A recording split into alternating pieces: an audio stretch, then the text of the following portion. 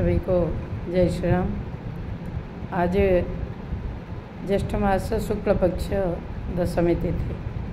और आज के दिन को हम सब गंगा दशहरा के नाम से पालन करते हैं और गंगा दशहरा के नाम से ही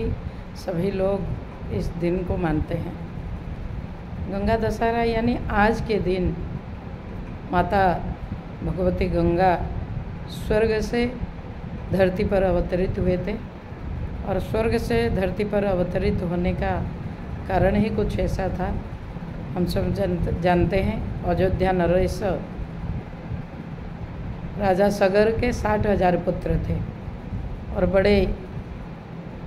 न्यायवंत, दानी, धनी, इस प्रकार से वो अपने राज्य शासन अच्छे से करते थे। तो उन्होंने संपूर्ण विश्व पर विजय प्राप्ति करने के लिए एक अश्वमेध यज्ञ की आह्वान किया और उस अश्व को पूरे विश्व में घूमने के लिए छोड़ दिया। लेकिन राजा स्वर्ग के राजा इंद्रदेव को थोड़ा मन में ऐसा लगा कि कहीं राजा सागर मेरे स्थान को प्राप्त ना कर ले, इसलिए उन्होंने उस घोड़े को चुरा लिए और ले जाकर गंगा सागर किनारे पश्चिम बंगाल, जिसको हम कहते हैं बंगाल की खाड़ी में, जहाँ पर कपिल मुनि जी के आश्रम था, वहाँ पर उन्होंने उस घोड़े को छिपा दिए जहाँ पर कपिल मुनि जी तपस्या कर रहे थे। तो उतने में ये 60,000 सगर पुत्र ढूंढते ढूंढते उस अश्व को वहाँ पर पहुँचे और यही ढोंगी होगा और यही चोर होगा। हम लोगों को देखकर शायद ये ढोंग कर रहा है करके उन लोगों ने कपिल मुनि के ऊपर आरोप लगाए और चोर बोले और उनकी शोर शराबे से उनके ध्यान भग्न हुआ और उन्होंने इन लोगों को श्राप दिए और उनकी श्राप से ये लोग भस्म हो गए। इनको मुक्त करने का उपाय जो पूछा गया, तो जब भगवती गंगा इस धरती पर अवतरित होंगे और आएंगे, गंगा और सागर के मिलन होगी, यानी गंगा नदी बहते हुए इनकी राख के ऊपर जब चले जाएंगे तो फिर 60,000 पुत्रों की पुनः जीवनदान होगा, ऐसे सोचकर ये करने लगे। तो उसी प्रकार से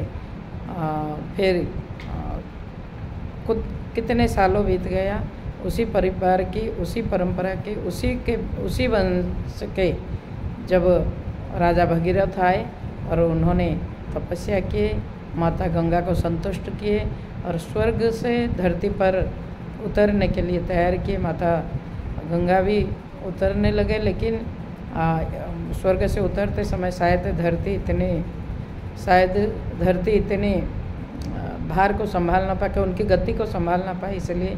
शंकर भगवान की जटा से होते हुए धरती पर आए और धीरे धीरे बढ़ते बढ़ते, यानी हम जानते हैं हिमालय से निकलते हुए अनेक राज्यों को अतिक्रम करते हुए पश्चिम बंगाल के उसी स्थान पर पहुँचे जहाँ 60,000 सगर पुत्रों का अंत हुआ था, भस्म हो गए थे। और वहाँ पर उसी स्थान पर गंगा माता के अवतरण होने से, यानी प्रवेश होने से 60,000 सगर पुत्र जीवित हुए और उसी दिन को हम गंगा दशहरा के नाम से, यानी गंगा माता के अवतरण दिवस के रूप में मनाते आ रहे हैं। जय भारत माता, जय श्री राम।